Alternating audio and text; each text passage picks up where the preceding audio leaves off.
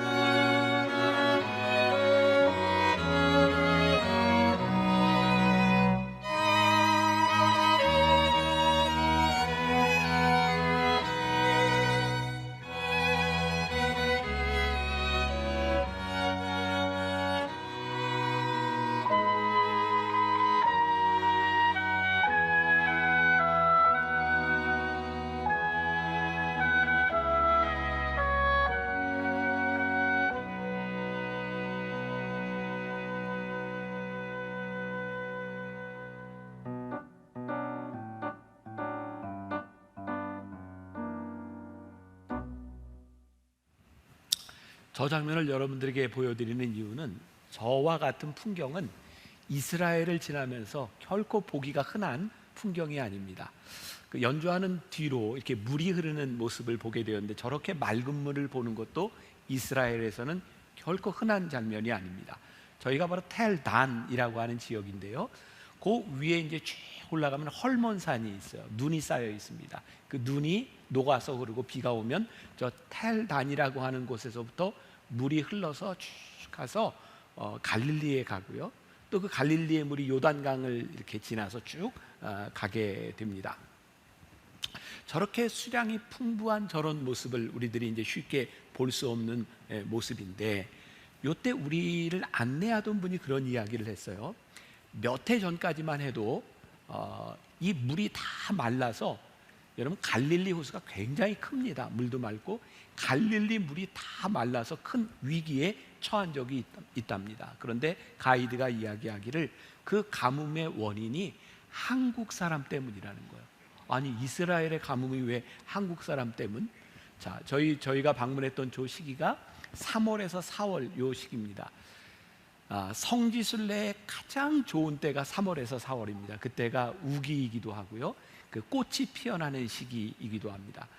우리 휴가철인 여름에 가면 정말 황량한 광야들이 보이고요, 무지무지하게 덥습니다.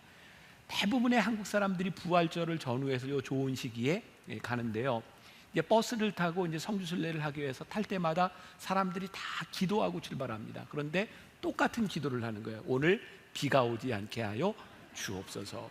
그래서 이스라엘의 가뭄의 원인이 한국 사람들 때문이라는 이야기를 들었어요. 근데 2017년도에 저희가 가기 2년 전에 얼마만한 기근이 왔냐면 100년 만에 가뭄이 왔어요. 정말 갈릴리 호수가 다 말라지게 되었고요.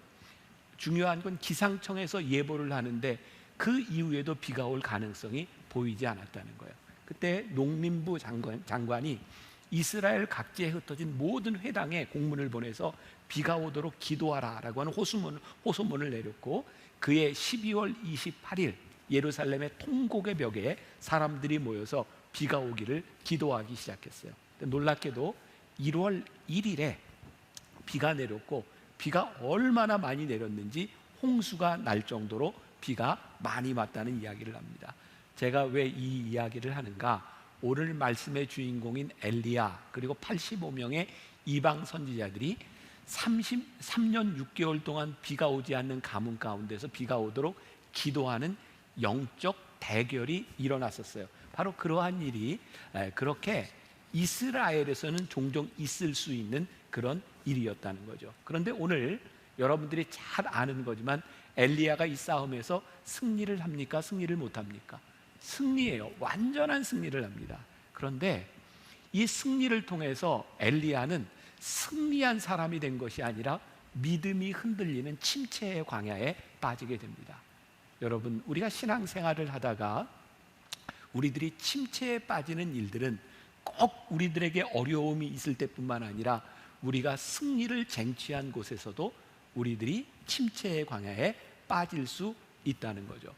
그런데 얼핏 보면 엘리야라고 하는 이 사람이 믿음이 흔들리고 침체의 광야에 빠진다고 하는 것이 잘 이해가 되지 않기도 합니다. 어떻게 이런 사람이, 그러면 엘리야는 어떤 사람이에요? 예수님께서 이 땅에 오셨을 때 예수님이 수많은 기적을 행할 때 사람들이 나를 누구라 하느냐 그랬더니 뭐라고 돼요? 어떤 이는 엘리야라고 하더이다. 예수님의 사역과 비견될 만한 사람. 또 예수님이 제자들과 함께 변화산에 올랐을 때 무엇을 봐요? 모세와 엘리야를 보고 제자들이 뭐라고 얘기합니다. 예수님, 여기에 초막 셋을 짓고 여기에서 삽시다 이야기할 정도로 모세와 엘리야라고 하는 것은 굉장히 그 이스라엘에게 있어서 위대한 인물로 추앙을 받는 사람이죠. 그런데 이 엘리야가 믿음이 흔들리고 침체의 늪에 빠지게 되었다. 어쩌면 이 말은 오늘 우리들에게 굉장히 큰 위안이 될지도 모르겠어요. 오늘 믿음이 흔들리는 사람들이 있다면, 아 그래, 믿음이 흔들릴 수도 있는 것이구나 라는 생각을 할 수도 있을 것 같아요. 엘리야는 어떤 사람인가?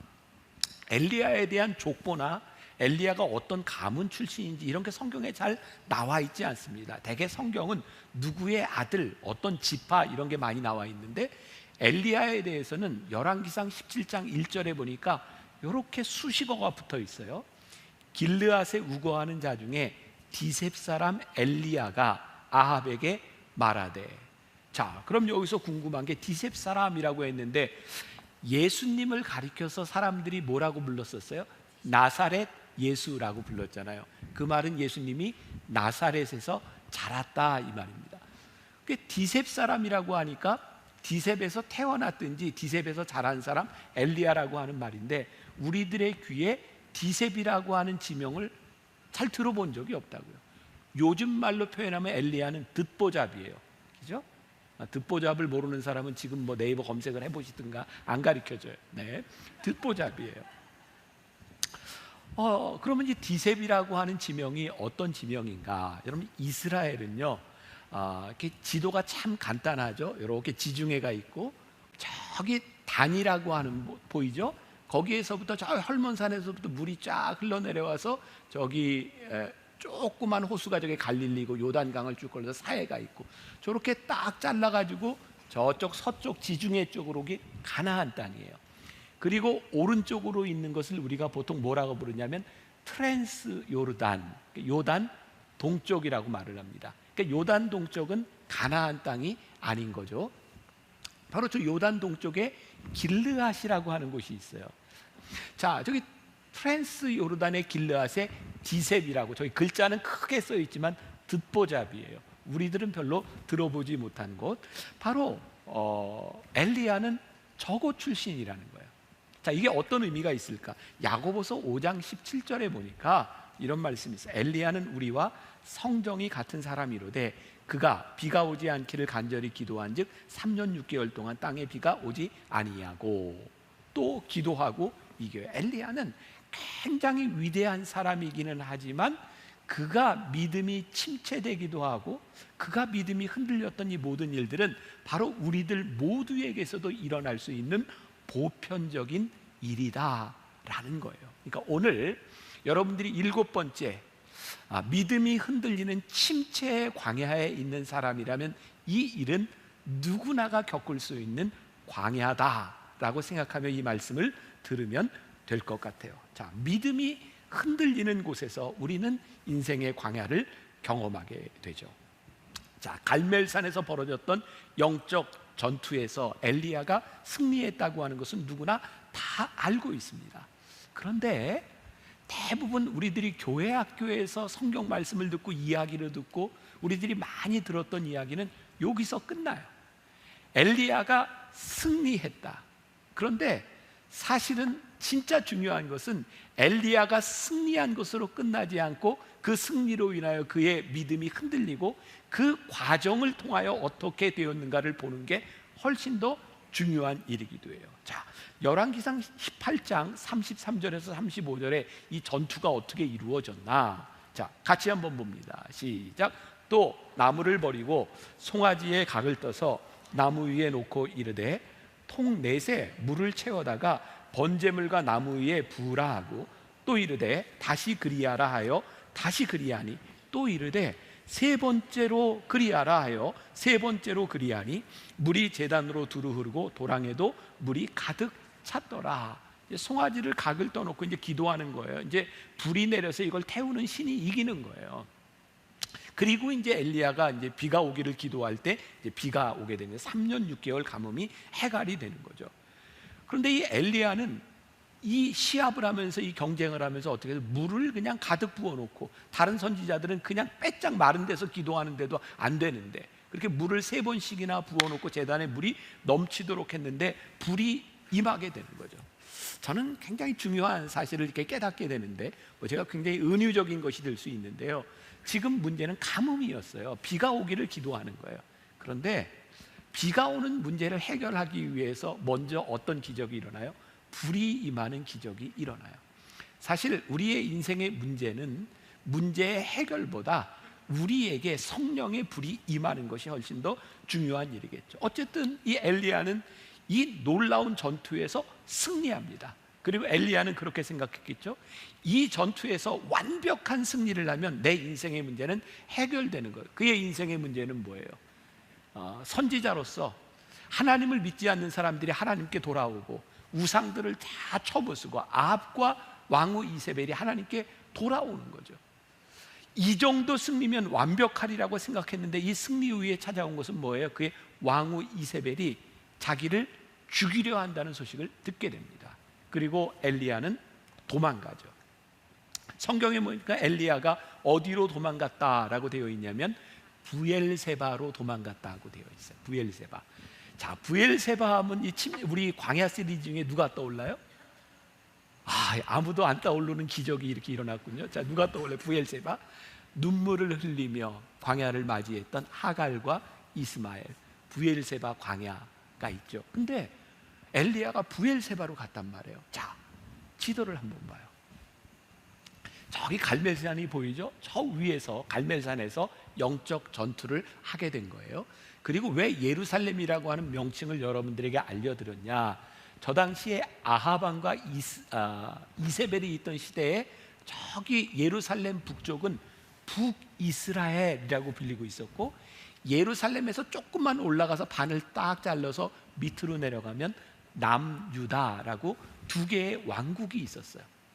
엘리야는 어디 사람? 북이스라엘 사람. 그러니까 엘리야가 이세벨이 자기를 죽인다는 이야기를 듣고 도망을 갔다면 어디까지 도망가면 안전해요? 예루살렘까지만 도망가도 안전해요. 그런데 오늘 성경에 보니까 엘리야가 어디까지 갔다?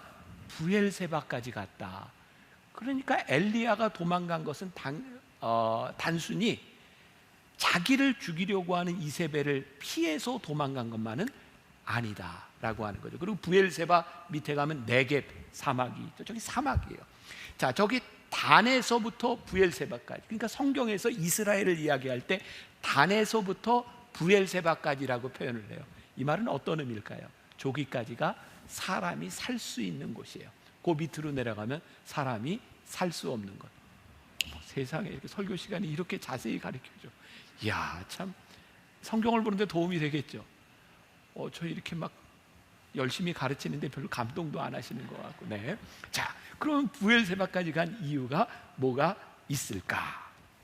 열왕기상 19장 4절에 보니까 이 브엘세바에 가서 광야로 들어가 하루길쯤 가서라고 되어 있어요.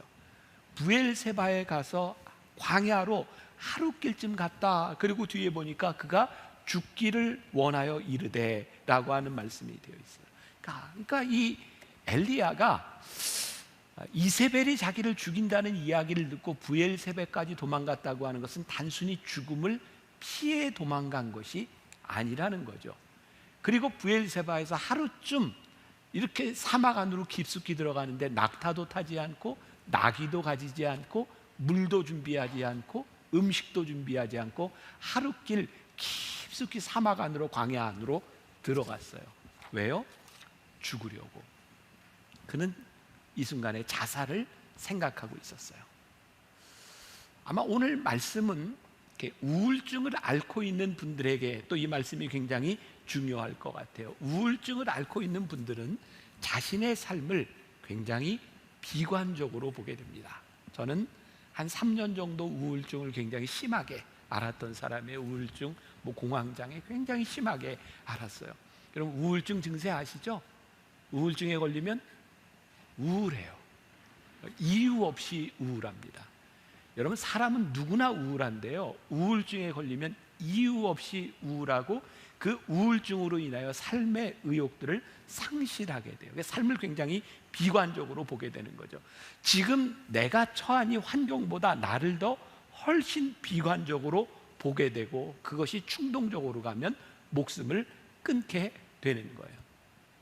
우리들 모두는 이 우울증의 가능성을 가지고 있는 사람이죠. 우울증은 단순히 정신적인 문제, 그것이 아니라 우리들의 삶이 굉장히 곤고해지고 피폐해지고 내 육신이 이 환경들을 견디지 못할 때 우울증이라고 하는 증세들이 우리들에게 찾아오니까 그 우울증에 걸리는 것은 어쩌면 우리들의 한계를 벗어난 곳에서 우리들에게 찾아오는 것이요.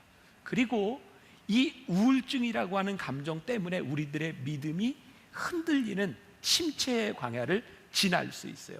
그런데요, 이 침체의 광야에서 엘리야가 그랬던 것처럼 우리 그리스도인들의 생명력, 엘리야가 침체의 늪에 빠져 자살을 생각할 만큼 우울증에 빠져 있다고 하는 것이 거기서 끝나는 것이 아니라 엘리야의 생명력은 로뎀나무 아래서 하나님 앞에 푸념하고 있을 때 그와 하나님 사이에 끈이 연결되어 있었다는 거예요. C.S. 루이스의 순전한 기독교에 보면 그리스도인의 생명력에 대해서 이런 말을 하고 있어요. 제가 조금 읽어드릴게요. 살아있는 몸은 죽은 몸과 달리 상처를 입었을 때 어느 정도까지 자신을 치유할 수 있습니다. 몸이 살아있다는 것은 절대 상처를 입지 않는다는 뜻이 아닙니다. 어느 한도까지는 스스로 회복할 수 있다는 뜻입니다. 마찬가지로 그리스도인이란 절대 잘못을 저지르지 않는 사람이라는 뜻이 아니라 넘어질 때마다 회개하고 다시 일어나 몇 번이고 새롭게 시작할 수 있는 사람, 그 사람이 그리스도인이라는 뜻입니다. 엘리야에게 우울증이 찾아왔던 것 같아요. 근데 이 우울증은 가만히 보면 어떤 동기들이 있어요. 내가 많이 힘들거나 어쩌면 누가 나를 이렇게 툭 건드리는 아주 중요한 동기들이 있는 거죠. 여러분 한번 생각해 보세요. 엘리야에게 우울증이 찾아올 수 있었던 그 동기가요, 엘리야가 얼마나 힘들게 이 이방 신들과 싸우며 그 여정을 지나왔어요. 그리고 850대 1로 싸울 때 엘리야는 어떤 생각을 했을까요? 요번 싸움에서만 이기면 모든 문제가 해결되는 거야. 그런데 그가 생각했던 완벽한 승리가 모든 문제를 해결해 준 것이 아니라 이세벨이 자기를 죽이려 한다는 거였어요. 가만히 보니까 우리를 침체의 늪으로 빠져들게 하는 일들이란 결국 내가 원하는 결과들을 갖지 못했을 때 우리를 굉장히 침체하게 만든다는 거죠. 그러니까 여러분, 우리들이 이렇게 우울증에 걸린다고 하는 것은 우리들이 그 우울할 만한 이유들을 우리들이 가지고 있다는 거예요. 그런데 이 우울증에 끌려서 죽기를 원했던, 자살을 시도했던 이 엘리야가 은혜의 그늘을 만난 거예요. 자, 오늘 우리들에게 은혜의 그늘은 무엇일까요? 제가 어저께 참 감사했던 것은 토요 예배를 이렇게 드리고 났는데 예배 드리면서 이렇게 댓글을 올린 사람들 보니까 오늘 예배를 드리며 이 예배가 저에게 로뎀나무입니다 라는 고백을 보고 너무 감사했어요. 저는 오늘 이 예배 가운데도 누군가에게 오늘 우리가 부른 찬양과 기도와 말씀이 로뎀나무가 되었으면 좋겠어요. 자, 열왕기상 19장 4절에 보니까 같이 봅니다. 자기 자신은 광야로 들어가 하룻길쯤 가서 한 로뎀나무 아래에 앉아서 자기가 죽기를 원하여 이르되 여호와여 넉넉하오니 지금 내 생명을 거두시옵소서. 나는 내 조상들보다 낫지 못하나이다 하고. 여러분들 이 상황을 보세요. 푸념을 하고 있는 거야. 모르겠어요. 엘리야가 막 하나님 앞에 큰 소리로 했는지 작은 소리로 했는지 더 이상 살고 싶은 가능성이 없다는 거죠. 자, 여기서 로뎀나무라고 하는 것, 여러분들 로뎀나무라는 말을 참 많이 들어보셨죠? 어떤 교회는 로뎀나무 교회도 있어요. 어떤 카페, 로뎀나무 카페도 있어요. 우리들이 생각하는 로뎀나무라고 하는 게 푸르른 나무 밑에 쫙 앉아서 쉬는 모습을 생각할지 몰라요. 자, 사진을 좀 보여드릴게요. 자, 광야에 가면 저런 나무가 있어요. 또 하나의 사진을 보여주세요. 이런 나무가 있어요. 요게 로뎀나무일지 조금 아까 보여준 게 로뎀나무일지 저는 요 그림이 로뎀나무에 훨씬 더 가까우리라고 생각하는데 NIV 영어 성경에 보니까 로뎀나무를 브룸트리라고 번역을 하고 있는데 이 브룸트리는 1년생 쌀이나무예요. 생각해 보세요. 엘리야가 하룻길쯤 이렇게 쫙 사막 안으로, 광야 안으로 하룻길쯤 갔는데 로뎀나무를 만났어요. 근데 그 로뎀나무가 저 쌀이나무인 거예요. 저기에 누워서 하나님께 나 죽었으면 좋겠습니다 라고 하는 저 로뎀나무 그늘이 얼마나 큰 그늘이겠습니까? 그런데 저는요 굉장히 놀라운 사실을 하나 발견하게 되는데 우리들이 믿음이 흔들리는 침체의 늪에서 저 작은 로뎀나무 저걸 만났을 때 그게 우리들에게 은혜의 그늘이 될 수 있구나. 여러분, 우리의 인생에서 만나는, 광야에서 만나는 오아시스는 그렇게 크고 광대한 물이 아니라 우리의 생명을 살려주는 아주 작은 물일 수 있어요. 어쩌면 잠시 머물 수밖에 없는 그런 곳일 수 있어요. 그런데 침체의 광야에서 우리들에게 은혜는 바로 저 작은 로뎀나무 그늘이 우리들에게 은혜가 될 수 있구나. 그리고 그 로뎀나무 아래서 하나님, 제가 죽는 것이 낫겠습니다. 하나님 앞에 우리의 이 비참함을 아랠 수 있는 것이 우리들에게 은혜의 장소이구나. 그리고 그곳에서 우리들이 하나님의 음성을 듣게 되는 것, 그것이 우리들의 로뎀나무일 수 있겠구나. 그 로뎀나무 아래서 어떤 일이 일어나요? 열왕기상 19장 5절. 로뎀나무 아래에 누워 자더니 천사가 그를 어루만지며 그에게 이르되 일어나서 먹으라 하는지라. 천사가 나와서 엘리야에게 발로 툭툭 차면서 야, 기도해. 너 그러고 있을 때가 아니야. 금식해. 이러지 않고 그를 어루만지시며 그를 먹이시고 그를 위로하는 모습을 보게 돼요. 여러분, 우리 주변에 혹시 내가 누군가가 침체의 늪에 빠져서 믿음이 흔들리고 있을 때, 제가 목사가 이런 얘기 해도 되는지 모르겠어요. 어쩌면 그 사람에게 필요한 것은 금식해, 새벽 예배 나가라고 하는 것이 아니라 어루만져주고 그를 먹이는 위로의 손길이 더욱 필요할 때가 있다는 거예요. 그리고 놀라운 사실은 여기에서 천사가 어루만지는 이 일을 경험하고 열왕기상 19장 8절에 보니까 이에 일어나서 먹고 마시고 그 음식물의 힘을 의지하여 40주 40야를 가서 하나님의 산 호렙에 이르니라. 그리고 우리가 아는 것처럼 이 호렙산에서 엘리야는 세미한 음성을 듣게 돼요. 자, 엘리야, 그는 위대한 사람 엘리사의 스승, 그는 선지자 중에 유일하게 죽음을 보지 않고 하늘나라에 올라간 사람. 근데 가만히 생각해 보니까 엘리야가 이 로뎀나무 그늘 안에서 위로함을 경험하지 못하고 40주야를 걸어 호렙산에 가서 세미한 하나님의 음성을 듣지 못했다면 우리는 엘리야를 보통 선지자 중에 하나로 기억할 거예요. 근데 엘리야에게 이 침체의 광야가 있었기 때문에 그는 가장 위대한 선지자로 우리들이 기억을 하게 되는 거죠. 엘리야에게 침체의 광야가 없었다면 지금의 엘리야는 존재하지 않았을 것 같아요. 저는 오늘 굉장히 중요한 교훈을 하나 깨닫게 됩니다. 아하, 우리의 믿음이 우리들의 삶이 침체의 광야를 걷고 있을 때 그때는 위로가 필요한 순간이구나. 보듬어주는 그 손길이 필요한 순간이구나. 그것을 힘입어 40주야를 걸어 호렙산에서 하나님의 세미한 음성을 경험하게 되는 거죠. 우리가 1년 동안 함께 나누었던 주님은 나의 최고봉 오스왈드 챔버스의 전기 순종의 길에 보면 그런 이야기가 나와요.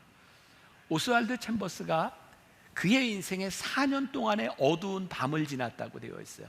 그런데 그 기간에 오스왈드 챔버스는 여전히 사역을 했고 사역의 결과와 열매가 있었어요. 사람들은 오스왈드 챔버스를 칭찬합니다. 그런데 그때 오스왈드 챔버스는 영적으로 가장 어두운 시간들을 지나고 있었어요. 저는 그런 생각을 하게 됩니다. 아, 엘리야가 850대 1로 승리했던 그 순간, 어쩌면 엘리야는 그 승리하고 이세벨에게를 죽이려고 한다는 그것 때문에 그가 침체의 늪에 빠진 것이 아니라 어쩌면 그의 사역 가운데 그가 영적 암흑의 시간을 걷고 있었을지도 모르겠다. 그리고 어떤 것이 하나 탁 건드렸을 때, 여러분 눈이 오면 나무가 우지끈하고 무너지는 것을 볼 때 여러분들 눈이 아무것도 아닌 것 같지만 쌓이다가 가벼운 눈 하나가 딱 올라갈 때 나무가 부러져요. 지붕이 무너지기도 해요. 엘리야에게 있어서도 그 사건 하나만의 문제가 아니라 그가 지금 영적 침체의 시간들을 걷고 있었다는 거죠. 그 짓눌렸던 그 무게 하나가 그로 하여금 침체로 빠지게 했다는 거예요. 말씀을 준비할 때 제 머릿속에 이렇게 떠오르는 우리 교인들의 모습이, 아, 참 힘든 시간들을 지나가고 있구나. 아, 저분에게 필요한 것이 따뜻한 위로겠구나. 엘리야에게 필요한 것은 지금 사역의 승리가 아니라 하나님의 위로와 하나님이 함께 하시는 로뎀나무가 그에게 필요했던 거죠. 제가 사실 원고에 이렇게 준비했던 것은 아니었는데 제가 어제 오늘 제가 말씀을 준비하다가 그런 생각이 났어요. 제가 이렇게 오랫동안 이렇게 많이 아팠던 거 아시잖아요. 제가 뭐 이렇게 우울증, 막 공황장애, 뭐 그때는 뭐 잠도 못 자고 수면장애, 막 몸이 많이 아플 때였어요. 제가 저렇게 저 자리에서 있다가 이렇게 설교 시간이 되면 제가 늘 이렇게 앞으로 나오죠. 그때 제가 매번 설교 전에 했던 기도가 제가 늘 기억이 나요. 그게 뭐냐면, 하나님, 저 붙잡아 주세요. 왜냐면 저에게 두려움이 있었거든요. 제가 설교하다가 설교를 다 마치지 못하고 응급실로 갔던 그 기억 때문에 하나님, 설교를 다 마치게 해주세요. 왜냐하면 제가 여기 설교를 시작하고 끝나는 시간까지 그게 저에게 굉장히 불안하고 힘든 시간이었어요. 제가 참 오랫동안 그 시간들을 지나면서 저에게 제일 힘들었던 게 뭐냐면, 야, 이 앞에서 설교하는 목사가 맨날 저렇게 이렇게 빌빌대고 아픈 상태에서 저렇게 설교하는 게 은혜가 될까? 그게 저에게 제일 힘든 부분이었어요. 그리고 어느 날 제가 집에 이렇게 혼자 있을 때였어요. 여러분, 이 공황장애, 이게 이제 패닉 어택이라고 그러죠. 공황 상태가 저에게 팍 어택, 패닉 어택으로 오면 그때가 되면 죽을 것 같아요. 근데 병원에 가서 이렇게 주사 한 대 맞으면 그 증세 싹 없어집니다. 그러니까 죽어도 안 죽죠. 근데 죽을 것 같이 아프고 힘들어요. 근데 그날 아무도 연락이 되지 않고 집에 저 혼자 있을 때였어요. 저는 그렇게 아파도 하나님한테 하나님 저 좀 살려주세요, 저 좀 고쳐주세요, 이런 기도를 잘 못했었어요. 좀 치사하고 쪼잔한 것 같아서 저는 어떤 생각을 했냐면, 그래도 이렇게 내가 믿음이 있는 사람이면 뭐 고쳐주세요 이런 것보다 주님 이기게 해주세요, 저는 그게 좀 멋있다고 생각했거든요. 그래서 고쳐달라는 기도보다 이기게 해달라는 기도를 많이 했는데, 그 순간은 제가 이길 수 없는 순간이었어요. 근데 그때 제가 혼자 펑펑 울었거든요. 그 힘든 가운데서 제 병의 문제가 아니라 제가 목회를 하는 동안 아프고 힘들었던 우리 교인들의 얼굴이 떠올랐어요. 투병하다 죽었던 우리 교인들의 얼굴들. 저분들이 저 병 가운데 얼마나 힘들었을까. 그러면서 저에게 다 깨닫게 된 게 있었어요. 제 침체의 광야에서 하나님께서 나로 하여금 이것을 깨닫게 하시려고 나를 이 광야에 두셨구나. 그리고 그때부터 제가 고백하는 게 있죠. 하나님, 제 약함이 강함입니다. 제가 지난주에도 어지러워서 여기다 이제 의자를 놓고 이제 설교를 했고, 이번 주간에 또 이제 몇 번 링거를 맞으면서 이렇게 이제 지나갔어요. 저에게는 이렇게 설명할 수 없는 이렇게 어려움이 있어요. 이게 병도 알고 증세도 알고 이거 고치면 되면 좋겠다 생각되는데 그게 해결이 안 되는, 저에게 늘 힘든 시간들이 있어요. 그때마다 생각하는 게 저에게 쉼이 필요하구나.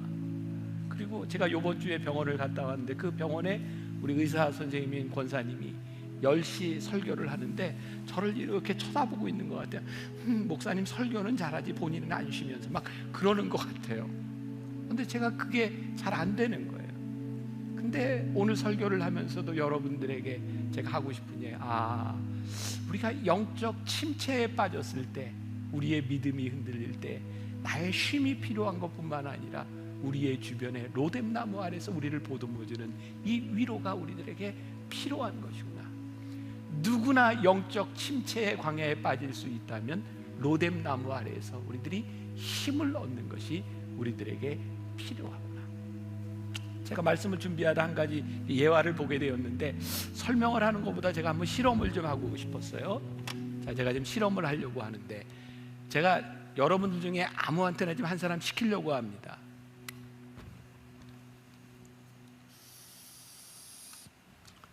자, 조영구 권사님 잠깐 나와 보세요. 너무 당황하지 마시고. 자, 이 라인에 손을 대지 마시고, 이 라인을 건들지 마시고, 이 라인을 짧고 굵게 한번 만들어 보세요.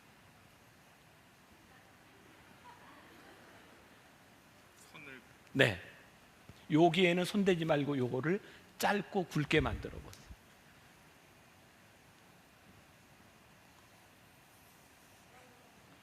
오, 훌륭합니다. 짧고 굵게. 네. 오, 제가 그냥 갑자기 시킨 거거든요. 어유, 훌륭하셨어요. 네. 들어가세요. 네.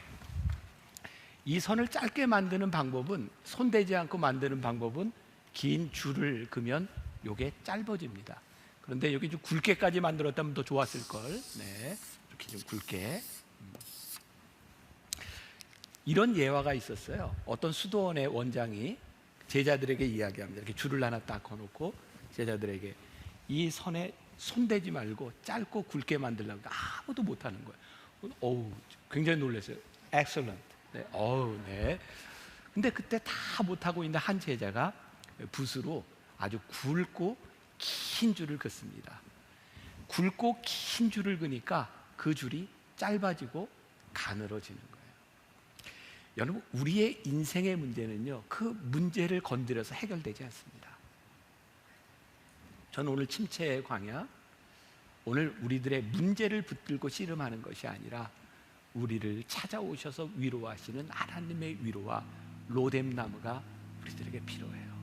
그리고 이 로뎀나무 아래에서 그 주님의 인도하심을 받은 엘리야가 저 호렙산에 가서 아주 조용한 가운데 세미한 음성을 듣습니다. 아주 세미한 음성, 여러분들을 위로하시고 여러분들을 붙드시고 여러분들에게 힘을 주시는 세미한 음성. 그리고 우리는 이렇게 고백하게 됩니다. 하나님, 침체의 광야가 침체로 끝나는 것이 아니라 나를 회복시켜 주실 뿐만 아니라 나를 하나님께서 새롭게 부르시는 것, 침체의 광야의 그 침체가 하나님, 이것이 나에게 하나님의 은혜의 순간이었군요. 저는 그렇게 고백하니까 그래서 종종 당황스러운 거죠. 여러분들이 목사님은 이렇게 좀 아플 때 설교하면 훨씬 더 은혜스러워요. 그게 그런가 봐. 하나님의 위로와 하나님의 인도하심을 경험하는 것이 우리들에게 은혜구나. 이 침체의 광야 가운데서 로뎀나무 아래 여러분들 어루만지시는 하나님의 은혜가 임하기를 주님의 이름으로 간절히 축원합니다. 자, 오늘은 우리가 찬양을 하나 좀 들었으면 좋겠어요. 로뎀나무 아래라고 하는 찬양인데 우리 소정호 형제의 목소리로 여러분들을 위로하는 로뎀나무가 되면 좋겠습니다.